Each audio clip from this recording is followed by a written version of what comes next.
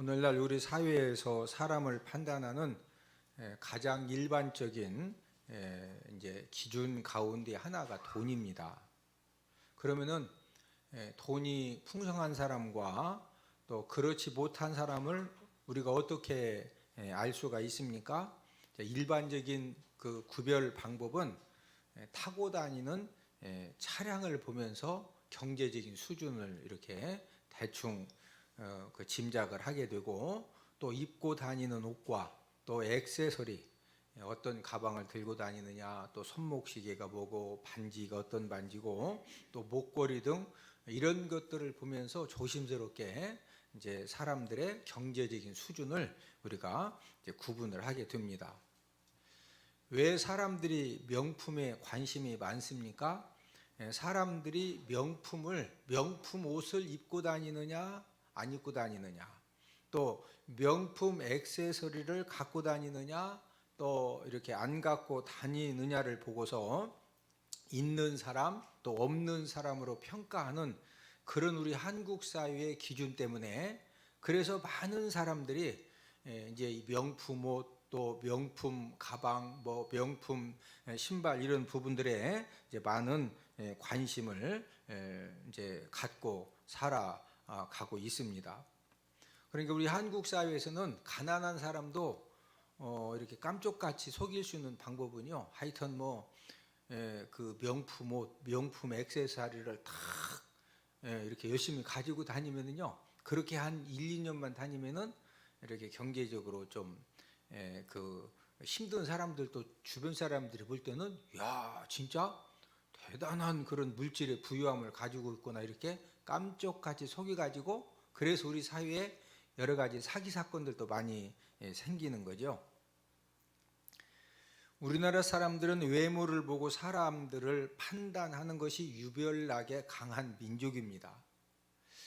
무슨 옷을 입었느냐, 또 무엇을 가지고 다니느냐, 이것을 보고 사람들을 판단하는 이런 민족성은 하루아침에 만들어진 민족성은 아닙니다.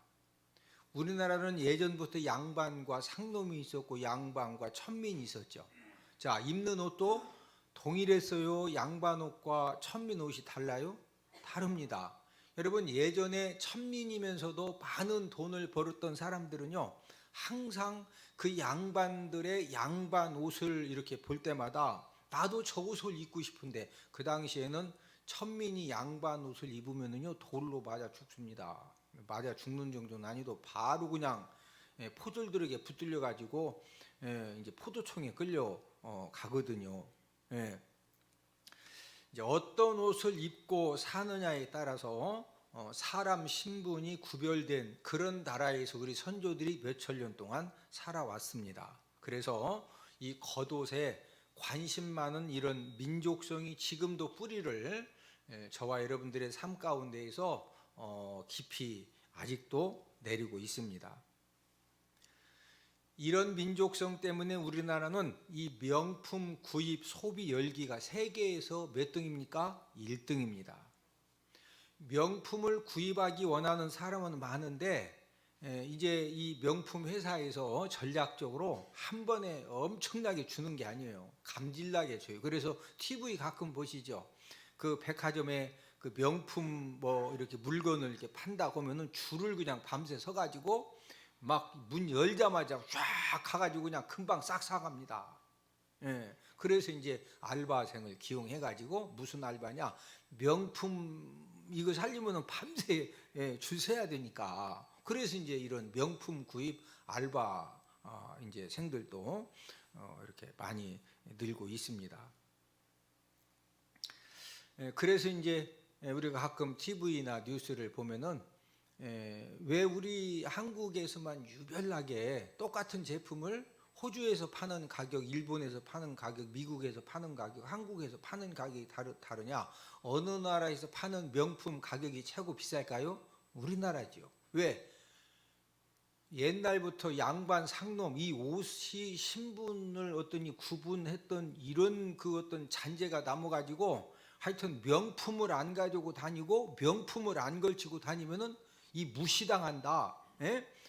뻘로 한다, 흑살이 거풀로 한다, 이런 이 잠재의식이 있어가지고 그래서 막 목숨 걸고 이렇게 구매를 하려고 하기 때문에 세계에서 최고 비싸게 명품 제품들이 판매가 되고 있습니다. 우리나라에 사는 사람들만 그러느냐? 이제 미국에 이민 가서 사는 그 교포들도 미국에서 열심히 이렇게 이제 사업을 해가지고 돈을 벌면은요, 가장 먼저 하는 일이 무슨 일이냐? 일단은 고급 차량을 구입을 합니다. 그런 다음에 이제 고급 집을 구입을 하고, 그 다음 세 번째가 외적인 이제 명품으로 하여튼 머리끝에 발끝까지 전부 싹 이렇게 이제 변신을 하는 겁니다. 그래서 미국은 강도들이 많거든요. 미국 강도는 총을 가지고 이렇게 내놓으라고 그러고 다 벗으라고 그러고, 안 그러면 바로 방어서 당기거든요. 그래서 참 그 좋은 소식은 아니지만 미국에서 강도들에게 가장 많은 그 공격 대상이 되어지고 억울한 죽음을 당하는 사람들이 한국 교포들입니다. 여기 우리 민족성 때문에 돈만 벌면은 일단 무슨 차? 고급차. 그 다음에 뭐 집은 그렇다고 치고 머리끝에 발끝까지 누가 봐도 돈 냄새가 펄펄 나니까 강도들은 돈 없는 노숙자한테 가서 손들어 돈 내놔 그래 돈 냄새 나는 사람한테 가. 그러니까 미국에서 우리 한국 교포들이 가장 많이 강도들에게 공격을 당하고 희생을 이제 당하는 겁니다. 예수님 당시 이스라엘은 부자와 가난한 사람에 대한 편견이 굉장히 강했습니다. 어떤 편견을 가지고 계셨느냐? 부자로 사는 사람은 하나님께 사랑받고 축복받은 사람이고, 가난한 사람은 하나님의 축복을 받지 못한 사람이라고 생각하고 판단을 했습니다. 또한 이 삶의 모든 일들이 형통하면은 하나님의 복을 받은 사람이고, 고난과 환난을 당하는 사람은 왜 저 사람이 고난과 환난을 당하느냐? 분명히 하나님 아버지 앞에 죄를 졌기 때문에 그 죄악의 결과로 하나님의 징계를 받는 것이라고 생각하면서 사람들을 정죄하고 판단을 했습니다. 잘못된 그런 그 정죄죠. 예수님과 제자들이 길을 가다가 날 때부터 맹인된 사람을 보게 되었는데, 그 맹인된 사람을 딱 보자마자 제자들이 예수님에게 이런 질문을 하게 되는데, 우리 요한복음 9장 2절을 함께 읽습니다. 제자들이 물어 이르되 납비여 이 사람이 맹인으로 난 것이 누구의 죄로 인함이니까? 자기니까 그의 부모니까? 제자들이 이런 질문을 한 이유는 날 때부터 맹인된 사람은 100% 본인 죄나 부모 죄의 결과로 날 때부터 맹인되었다, 이렇게 생각을 했기 때문에 지금 저 사람이 날 때부터 맹인된 것은 누구 죄입니까? 본인 죄입니까? 부모 죄입니까? 이런 이제 질문을 한 것입니다. 예수님은 즉시로 날 때부터 맹인된 사람은 죄의 결과로 맹인된 것이 아니라 하나님이 하시는 일을 나타내고자 합니다. 이렇게 이제 답변을 해 주셨는데, 요한복음 9장 3절을 함께 읽습니다.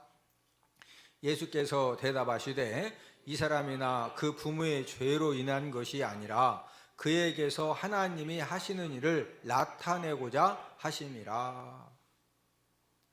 예수님은 오늘 본문 말씀을 통해서도 예수님 당시 사람들의 생각과 전혀 다른 역설적인 그런 말씀을 해 주셨는데, 우리 마태복음 5장 3절 4절을 함께 읽습니다. 심령이 가난한 자는 복이 있나니 천국이 그들의 것이며, 애통하는 자는 복이 있나니 그들이 위로를 받을 것이며. 그 당시에 이스라엘 백성들은 어떤 사람이 복이 있느냐? 부자가 복이 있습니다. 어떤 사람이 복이 있느냐? 기쁨이 넘치는 사람이 복이 있는데, 예수님은 가난한 자가 복이 있고 애통하는 자가 복이 있다, 이렇게 말씀을 해 주셨습니다. 오늘은 가난과 고난이 주는 영적 축복이란 그런 제목을 통해서 우리가 함께 은혜를 나누도록 하겠는데, 첫 번째로 이 가난과 고난은 어떤 영적인 복을 저와 여러분들에게 주느냐? 겸손이 하나님을 의지하게 만듭니다. 사람들은 부자가 되면 교만해지는 그런 본성을 갖고 있습니다. 또한 하는 일들이 잘 되고 형통해도 나도 모르게 교만해지는 그런 죄성을 가지고 있습니다. 우리 주변에서 갑자기 많은 물질을 소유하게 되고 또 잘 되는 복을 얻게 되면은 안하무인이 되고 또 극단적인 이기주의와 욕심 인생이 되어져서 주변 사람들을 힘들게 하기도 합니다. 가장 심각한 것은 하나님을 전적으로 의지하는 그런 겸손함도 잃어버린다는 거죠. 그래서 이 고난 때문에 힘듦 때문에 망한 사람들보다도 물질의 부요함 때문에 모든 것이 잘 되는 것 때문에 망한 사람들이 훨씬 더 많습니다. 예수님께서도 저와 여러분들이 부자가 될수록 천국에 들어가기가 힘들고 부자가 될수록 물질의 부유함을 가질수록 하나님의 은혜 받을 자리에 들어가기가 힘듦을 우리에게 말씀을 해 주셨는데, 우리 누가복음 18장 25절을 함께 읽습니다. 낙타가 바늘 귀로 들어가는 것이 부자가 하나님의 나라에 들어가는 것보다 쉬우니라 하시니. 여러분, 낙타가 바늘구멍으로 들어갈 수 있어요, 없어요? 절대 못 들어가요. 근데 부자가 하나님의 나라에 들어가는 것은 물질의 부유함이 생겨질수록 이 하나님의 나라에 들어가기가 낙타가 어디 들어가는 것보다 더 어려워진다? 바늘 구멍 들어가는 것보다 더 어려워진다는 것입니다. 물질의 부유함을 받은 것 때문에 하나님 의지하는 신앙을 잃어버리고 그 물질의 부유함을 가지고 쾌락을 즐기고 성적인 그런 타락함에 빠져가지고 건강을 잃어버리고 그러면서 가정도 무너지고 사업장도 무너져서 노숙자 인생이 된 사람들이 진짜로 많이 있습니다. 잘 되어서 망한 사람도 굉장히 많은데 대표적인 사람이 있는데 그 사람이 누구냐? 우리 사무엘상 15장 22절을 함께 읽습니다. 사무엘이 이르되 여호와께서 번제와 다른 제사를 그의 목소리를 청종하는 것을 좋아하심같이 좋아하시겠나이까? 순종이 제사보다 낫고 듣는 것이 순양의 기름보다 나으니. 잘된 것 때문에 망한 대표적인 사람이 사울 왕이죠. 사울 왕이 왕으로 심지가 뽑혔을 때는요, 얼마나 겸손한 사람들이었느냐. 딱 보니까 자기가 왕으로 뽑히니까 너무 놀래가지고 나 같은 사람이 어떻게 왕이 될 수가 있느냐, 이런 겸손한 생각 때문에 짐 보따리를 사이로 도망쳐서 거기 숨어 있었어요. 이렇게 겸손했던 사울이 왕이 되어서 하나님 아버지가 전쟁에서 승리하도록 기적을 베풀어 주시고 그러면서 권력을 갖게 되고 물질을 얻게 되니까 마음의 교만함이 생겨가지고 좋은 짐승들을 전부 다 살린 겁니다. 하나님께서 아말렉 전쟁에서 승리를 하게 해주시는 조건으로 모든 짐승을 다 죽이라고 그랬는데 좋은 짐승을 마음이 교만해지니까 이 사울 왕이 살린 거예요. 사무엘 선지자가 사울 왕에게 왜 하나님 아버지 말씀에 불순종해서 이 짐승 소리가 지금 이게 무슨 소리냐, 이렇게 질문을 하니까 사울 왕이 어떤 이 반응을 보였느냐. 우리 사무엘상 15장 21절을 함께 읽습니다. 다만 백성이 그 마땅히 멸할 것 중에서 가장 좋은 것으로 길갈에서 당신의 하나님 여호와께 제사하려고 양과 소를 끌어왔나이다 하는지라. 자, 첫째 줄에 보니까 마땅히 멸할 것 중에서, 지금 사울 왕이 마땅히 짐승들을 다 멸하고 죽여야 된다는 거 알았어요, 몰랐어요? 알았죠. 그런데 마음이 교만해지니까 하나님이 죽이라고 했음에도 불구하고 가장 좋은 것들은 전부 다 살려놓고, 왜 살려놓냐고 그랬더니 뭐 하려고 살려놨다? 제사하려고 살려놨다는 거예요. 사람이 언제 실패 인생, 멸망 인생이 되기가 쉽다고 말씀드렸습니까? 물질의 부유함을 얻었을 때, 모든 일이 잘 될 때 저와 여러분들도 모르게 우리 마음에, 내 마음에 교만함이 생겨지면은요, 하나님 아버지 말씀에 불순종하는 그런 완악함 가운데 빠지기 때문에, 그래서 사람이 언제 실패하고 언제 멸망당하느냐, 물질의 부유함을 얻었을 때, 모든 일이 잘 될 때, 그때 많은 사람들이 실패하고 멸망을 당하는 것입니다.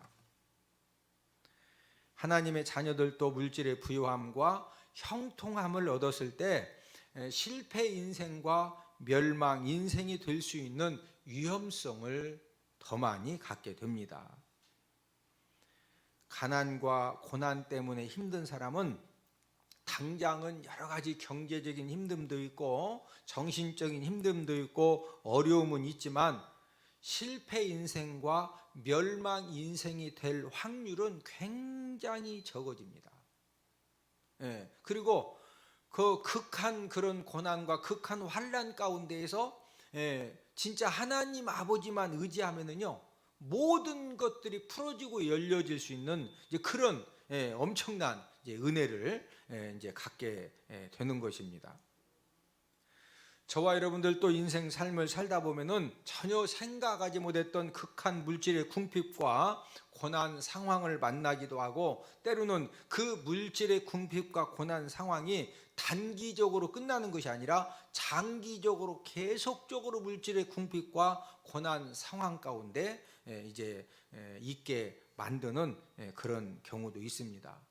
저도 국민학교 4학년 때 논산 고아원에 맡겨져 가지고 9년 고아원 생활을 하고 구두 닦기를 하고 공장 생활을 하고 침례신의학대학 들어가서도 그 고생하면서 이 고생이, 이 극한 물질의 궁핍함과 이 고난 상황이 뭐 아무리 생각해도 끝날 것 같지가 않아요. 저도 그런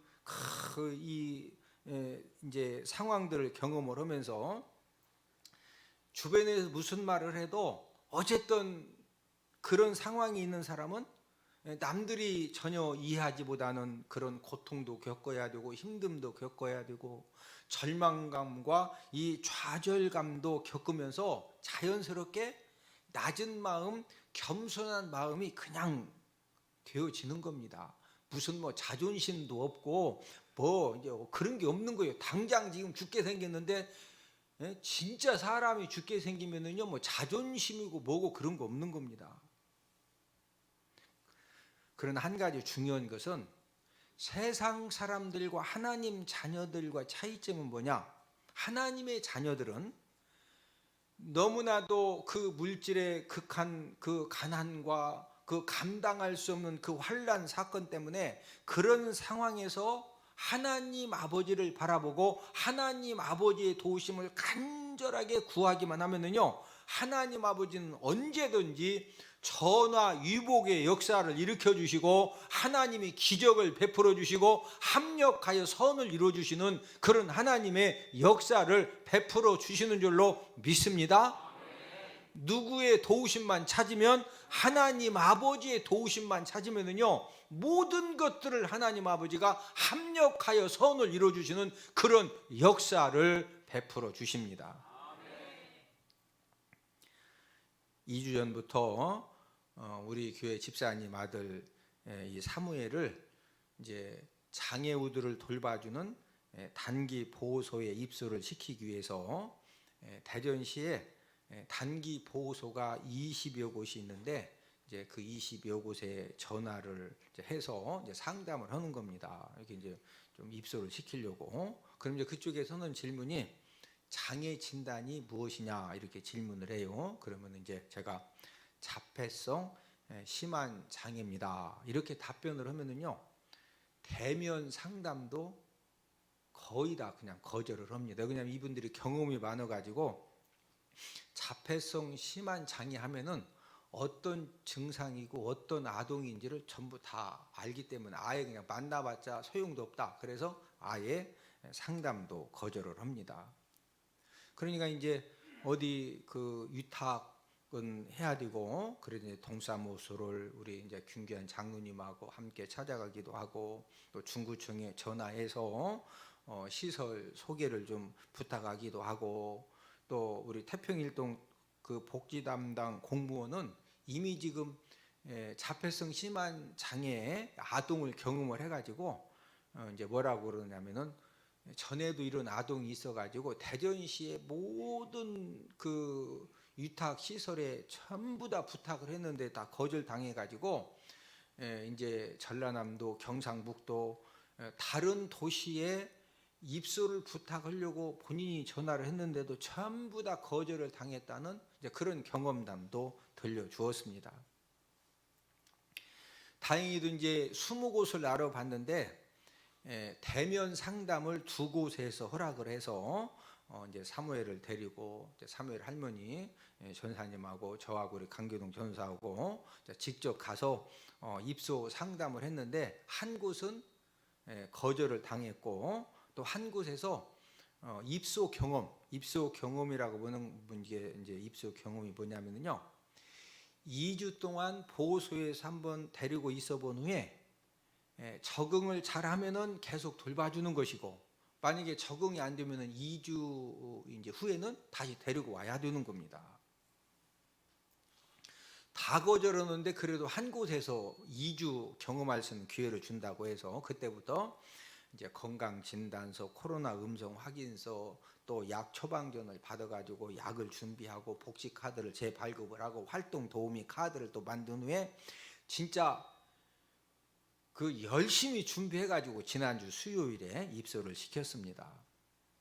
우리 김규환 장로님하고 우리 강기동 전사님하고 또 우리 김혜란 집사님이 함께 많은 수고를 해서 지난주에 수요일 날 입소를 시켰는데, 입소 그 다음 날에 단기 보호소에서 전화가 왔어요.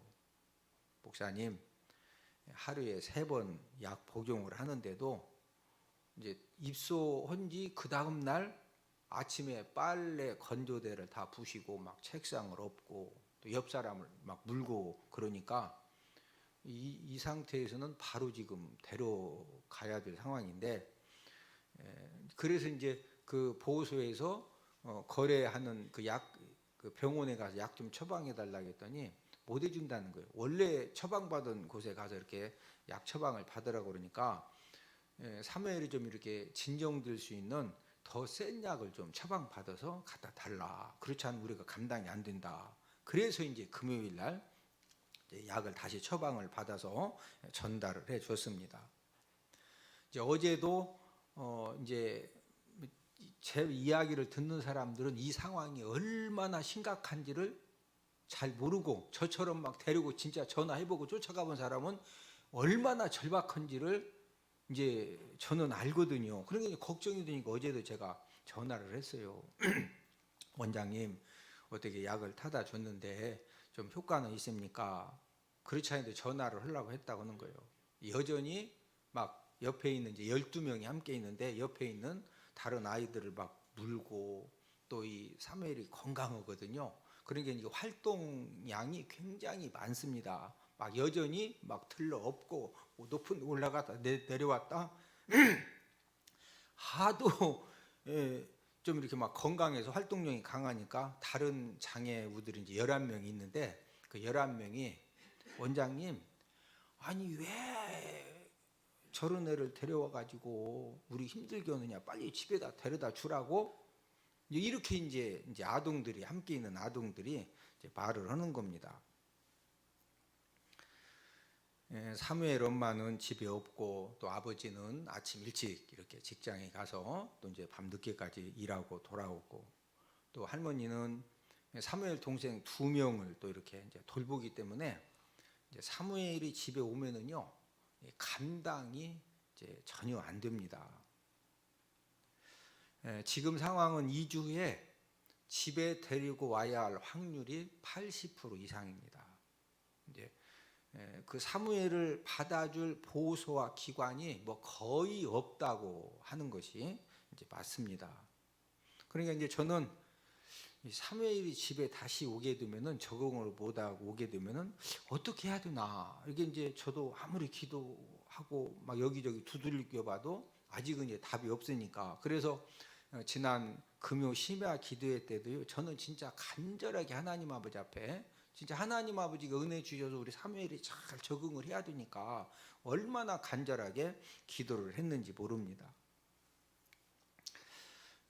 이제 그 2주에 걸쳐서 사무엘 이렇게 도와주면서 정말로 많은 것을 배웠고, 또 이 정신 이 장애아를 둔 부모님들의 이 고충을 정말로 이렇게 많은 부분에서 이제 알게 되었습니다. 이제 이 자폐성 심한 장애도 여러 종류가 많은데 이 자폐성 심한 장애가 최고 어렵습니다.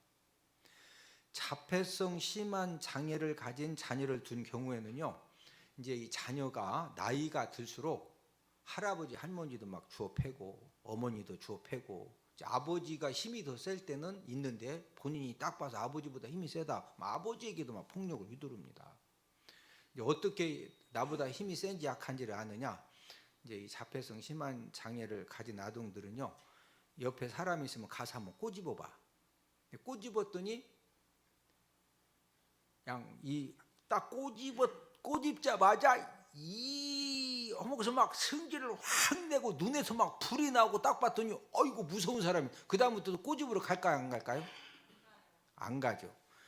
근데 딱 꼬집어 봤더니 이거 한번 해볼 만하네.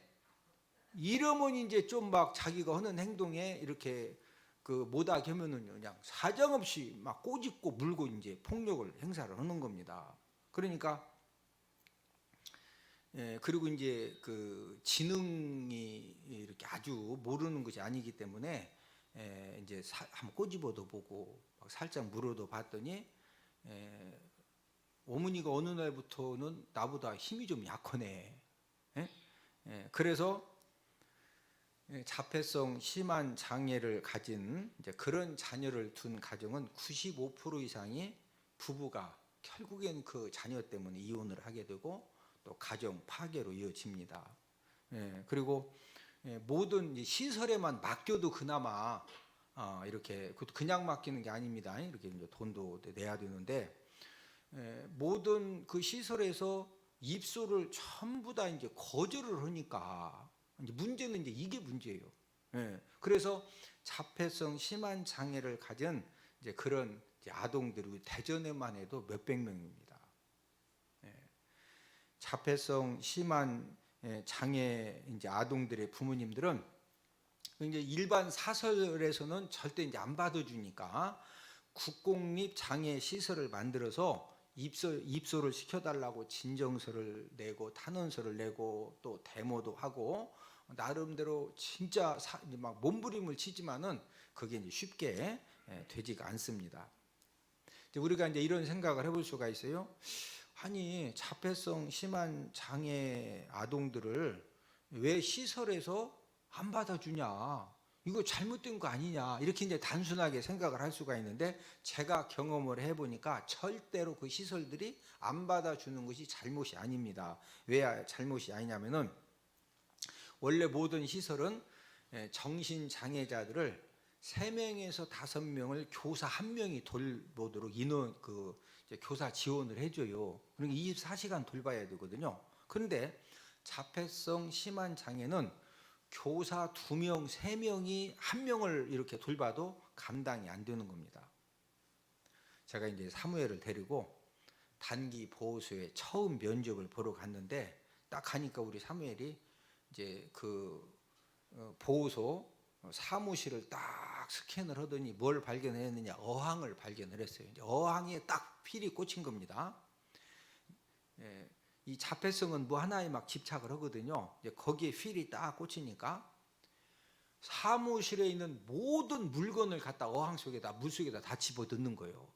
그러니까 이제 그 공익요원이 남자거든요. 공익요원하고 여자 사회복지사 2명이 계속 사무엘을 막 붙드는데도 손을 뿌리치고 순간적으로 또 집어도 넣으니까, 그러면 한 사람은 물속에 있는 후딱 꺼내야 되고 한 사람은 또 손을 잡아야 되고, 그러니까 10분까지는 그래도 좀 감당을 했는데 10분이 딱 넘으니까 공익위원하고 사회복지사가 감당이 안 돼가지고 또 한 명이 3명이 달라붙는데도 거기가 이제 한 시간 정도 상담이 길으니까 거기가 이제 초토화가 되는 거예요. 자폐성 심한 장애를 가진 아이들은 움직이는 것만큼 문제를 계속적으로 만들어냅니다. 그럼 이제 이런 생각을 할 수가 있어요. 그렇게 말을 안 들으면 좀 폭력을 행사해서라도 잘 좀 데리고 있어야 되지 않겠느냐. 여러분, CCTV를 다 달아놨기 때문에 만약에 시설에서 말 안 듣는다고 한 대라도 때렸다가는요, 바로 시설 폐쇄당하고 그 다음에 때린 사람 감옥 가야 돼요. 그러니까 절대 못 때립니다. 옛날하고 다르거든요.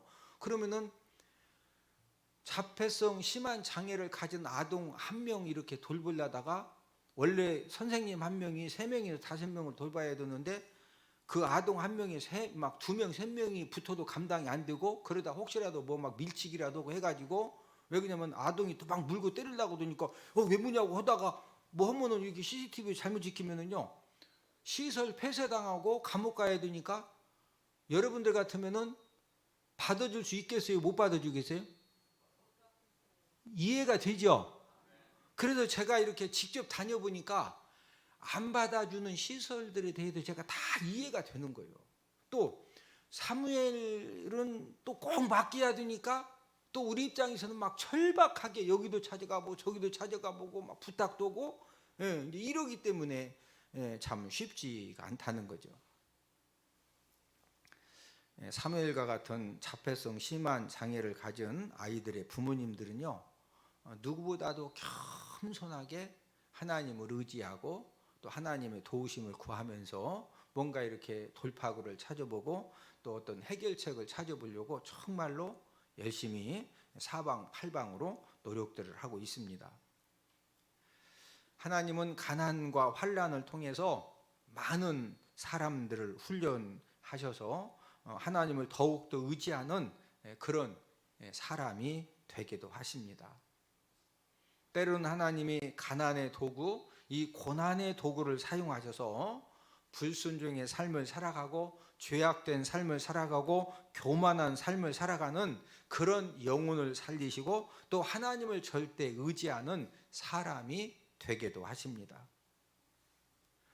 저와 여러분들이 인생 삶을 살아가면서 그 가난의 고통 때문에, 환난의 고통 때문에 저와 여러분들이 겸손하게 하나님 아버지를 더욱더 간절하게 의지하는 그런 사람이 되기만 하면은 하나님은 지금도 저나 유복의 역사를 일으켜 주시고 저와 여러분들의 삶 가운데 합력하여 선을 이루셔서 기적을 일으켜 주시고 하나님의 축복의 역사를 경험할 수 있도록 하나님 아버지가 도와주시고 하나님 아버지가 은혜 베풀어 주시는 줄로 믿습니다. 내가 감당할 수 없는 그런 그 계속적인 가난의 힘듦과 환난의 고통 때문에 누구만 의지하면? 하나님 아버지만 전폭적으로 더욱더 의지하는 그런 사람이 되면은요, 하나님은 그 모든 것들을 합력을 해서 지금도 역사를 베풀어 주시는 줄로 믿습니다. 두 번째로 가난과 고난은 성숙한 사람이 되게 합니다. 우리가 잘 아는 요셉이 채색 옷을 입고 아버지 사랑을 독차지해서 이 부유한 삶을 살아갈 때는 형제 관계에서 어떤 사람이었느냐면요, 계속적으로 형님들의 막 분노를 일으키는 그런 그 미운 그런 말과 행동을 계속적으로 했습니다. 형님들이 아버지 몰래 어떤 실수를 하고 잘못을 하면은요, 쪼르르 달려가서 아버지 야곱에게 고자질을 해서 형님들을 혼나게 하는 겁니다. 그러니까 형님들은 요셉이 딱 오면은 반가워, 진짜 미워. 그러니까 이제 다른 형제들이 전부 다 이제 왕따를 이제 만드는 거예요. 요셉이 얼마나 철이 없었느냐면요, 곡식단에 꿈을 꾸고 해와 달과 11별이 절하는 꿈을 꾼 다음에 형님들에게 연거푸 말을 하는 겁니다. 그러면 그 말을 들은 형님들은, 야, 네가 앞으로 이렇게 훌륭한 사람이 되면은 네 덕도 좀 보겠다고 해서 형님들이 기뻐 코에서 불 나와? 콧구멍에서 불 나오죠? 여러분, 요셉은요 계속적으로 형님들을 막 염장을 찔러가지고, 그래서 형님들이 요셉을 딱 보자마자 그냥 죽이려다가 그냥 파는 거거든요. 우리 창세기 37장 19절 20절을 함께 읽습니다. 서로 이르되 꿈꾸는 자가 오는도다. 자 그를 죽여 한 구덩이에 던지고 우리가 말하기를 악한 짐승이 그를 잡아 먹었다 하자. 그의 꿈이 어떻게 되는지를 우리가 볼 것이니라 하는지라. 자, 아버지 심부름으로 그 요셉을 형님들이 딱 보자마자 우리가 어떻게 할 것이냐 그런 고민을 해요. 그냥 보자마자 그를 죽이자고 그래. 그냥 10명 형님들의 의견 일치가 딱 요셉을 딱 보자마자 그를 뭐하자? 죽여가지고 묶어서 구덩이에 던지자, 죽여서 구덩이에 던지자. 그냥 오자마자 그냥 확 죽여가지고 그냥 구덩이에 던져놓고서 뭐? 우리 단이 자기한테 절을 해? 해와 달과 11별이 뭐 자기한테 절을 해? 해와 11별이 형님들이고 형제들이거든요. 그냥 죽여가지고 구덩이에 던져가지고 꿈이 어떻게 되는지 한번 우리가 보자 이거예요. 네. 여러분 생각해봐요. 너무 얄미우면은 묶어가지고 이놈 좀 한번 어떻게 구덩이에 묶어서 던지자고 그러지? 막 보자마자 죽여가지고 던지자고 그런 말 하기가 쉬워 안 쉬워? 안 쉬워요. 그러니까 요셉이 얼마나 형님들 막 염장을 질렀는지 이해가 되시죠? 네? 만약에 그 요셉이 그 고자질하고 또 이 꿈 이야기 하는 거 말고도 매사에 형님들을 분노하게 만드는 그런 말과 행동을 진짜 많이 한 겁니다. 이런 요셉이 애굽 총리가 되면은요 어떻게 될 것 같아요? 살리는 사명을 감당하는 것이 아니라 염장 지르는 인생이 되어가지고요 수많은 사람들 염장 질러서 분노하게 만들고 죽게 만들고 죽이게 만들고, 그러니까 애굽이 사는 것이 아니라 애굽이 그냥 난리가 나는 거죠. 이런 요셉을 하나님은 노예 생활과 감옥 생활을 통해서 본인이 수많은 염장 질림을 당하고 그 억울한 일들을 통해서 하나님 아버지가 요셉의 인격을 바꿔주시고 성숙을 시켜주신 것입니다. 여러분, 이 세상에서 가장 억울하고 가장 부당한 일을 많이 당하는 그런 생활이 뭐냐? 노예 생활이고 감옥 생활입니다. 하나님이 13년 동안 수많은 그 억울한 일, 그 고통당하는 그런 삶을 통해서 애굽 총리의 일을 감당할 수 있는 인격 성숙자로 하나님 아버지가 만들어 주신 것입니다. 여러분, 인격이 성숙하는 것이 얼마나 중요하냐? 저와 여러분들이 많은 물질을 갖게 되고 권력을 갖게 되고 또 좋은 직장을 갖게 되고 좋은 환경을 갖게 되었다 할지라도 인격이 성숙되지 못하면요 그 엄청난 것들을 한순간에 잃어버리는 그런 일들을 당하게 됩니다. 저와 여러분들이 남은 생애를 살아갈 때 이 인격이 성숙하는 그런 능력만 있으면요 저와 여러분들의 지금 현재 상황이 어떠하다 할지라도 그 인격 성숙의 그 능력을 가지고 얼마든지 축복 인생이 되어지는 그런 하나님의 역사도 경험하게 될 줄로 믿습니다. 여러분, 이 요셉이 끊임없이 형님들 염장을 질르고 분노하게 만들고 말도 안 되는 그런 행동들을, 요셉이 진짜 그 노예 생활 감옥 생활 하기 전에는 이게 좋은 사람이다 염장남이다, 사람들 끊임없이 염장 찔러가지고 막 끊임없이 분노케 만드는 사람이었어요. 그런데 그 가난과 고난과 억울한 그 수많은 일들을 통해 하나님 아버지가 인격을 딱 다듬어 주시니까 어떻게 바뀌어졌습니까? 우리 창세기 50장 20절 21절을 함께 읽습니다.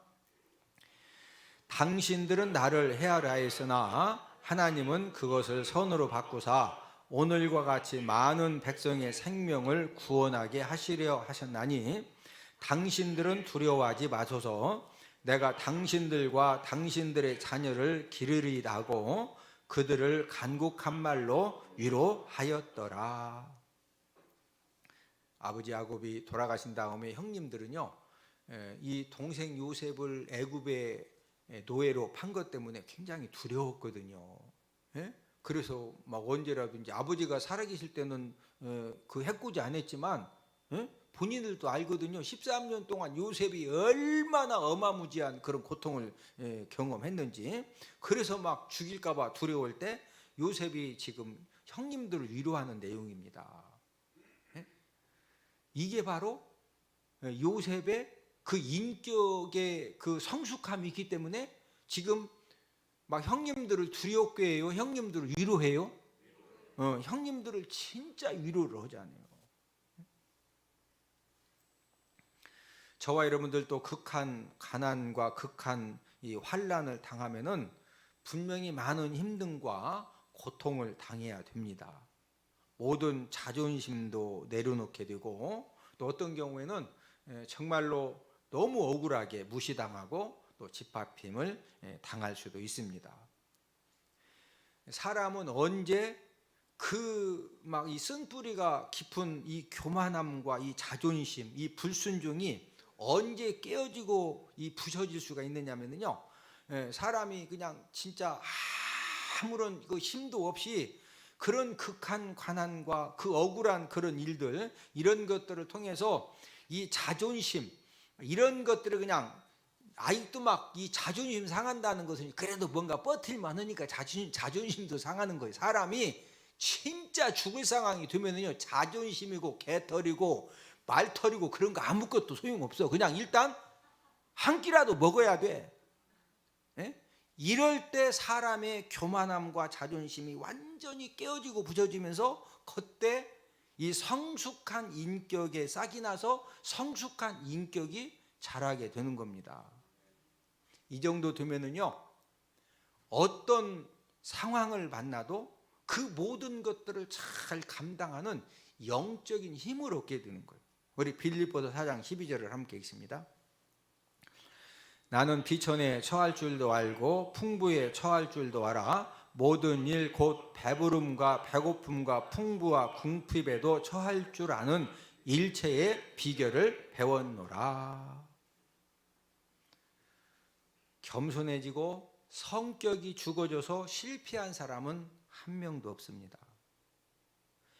교만하고 자존심이 강해서 실패한 사람은 얼마나 많은지 모릅니다.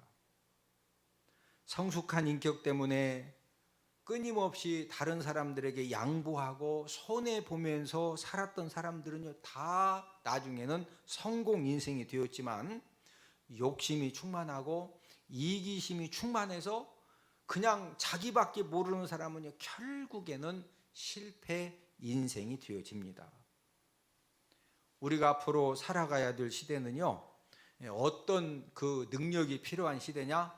이 성숙된 인격의 힘이 필요한 그런 시대를 우리가 맞이했습니다. 여러분, 세상적인 지식은 앞으로 10년만 있으면은 병원의 의사 처방도 삼성병원보다도 AI 의사가 더 잘해요. AI 의사는 전 세계 모든 데이터를 다 가지고 정확하게 사람들보다 훨씬 더 처방도 잘해. 아마 제가 추측하기는 앞으로 20년만 있으면은 결혼해서 살았더니 맨날 부인이 염장길르고 남편이 염장길러. 그러니까 아예 그냥 AI 하나 사서 사는 거예요. AI 보고 자기 나 라면 먹고 싶어 그러면 이 AI는요, 세계에서 라면을 가장 맛있게 끓이는 이 데이터를 딱 가지고 있어가지고 가장 맛있게 끓여내. 내가 오늘 마음이 울적해 그러면은요, AI 나 마음이 울적해 그러면요, 이 AI는 이 머릿속에 울적한 사람에게 무슨 음악을 들려주고 무슨 차를 끓여주고 어떻게 콧소리를 내고 코먹은 소리를 내야 되는지 AI가 훨씬 잘해. 그러니 이놈의 염장 질리는 이런 남편하고 부인하고 사느니 누구하고 살겠다고? 아니 혼자 산다는 사람 많잖아요. 혼자 사는 AI 하나 사다 놓고서 라면 끓여줘. 안마해 하면은 AI가 다 해주니까. 그렇게 살라는 것이 아니에요. 제 말은 앞으로 지식의 평준화, 뭐 지식 뭐 공부 잘하고 머리 좋은 거 이거 앞으로 10년 20년 지나면 그렇게 중요하지 않아요. 그러나 중요한 건 뭐냐? 성숙된 인격의 힘. 여러분, 한 사람의 성숙된 그 인격의 힘은요, 가정을 살리고 가문을 살리고 사회를 살리고 국가를 살리는 그런 엄청난 힘이 바로 성숙된 인격의 힘입니다. 가난과 고난은 신비한 힘을 갖고 있습니다. 가난과 고난은 축복의 골든바를 쌓고 있는 보자기입니다. 저와 여러분들이 전혀 예상하지 못했던 그런 극한 가난과 힘든 고난 때문에 원망 불평을 하면은 마귀밥이 되지만, 가난과 고난 때문에 저와 여러분들이 하나님 아버지를 더욱더 의지할 수 있는 그런 믿음의 태도만 갖게 되면요, 하나님 아버지가 저와 여러분들을 통해서 계속적으로 저와 여러분들이 전혀 생각하지도 못했던 그런 축복의 역사를 하나님 아버지가 일으켜 주실 줄로 믿습니다. 여러분, 성경의 축복 주인공들의 공통점은 한결같이 그들이 다 극한 고난의 터널과 또 극한 그런 환난의 터널을 전부 다 통과했다는 거죠. 혹시 여러분들 남들에게 말할 수 없는 어떤 이 물질의 궁핍함 때문에, 어떤 고난 사건 때문에 힘드십니까? 그 힘듦 때문에 만약에 저와 여러분들이 하나님 아버지를 더욱더 의지하고 하나님 아버지의 도우심을 더욱더 간절하게 찾을 수만 있다고 하면은, 지금 저와 여러분들이 그 상황 가운데 하나님 아버지는 언제든지 전화 위복의 역사를 일으켜 주실 줄로 믿습니다.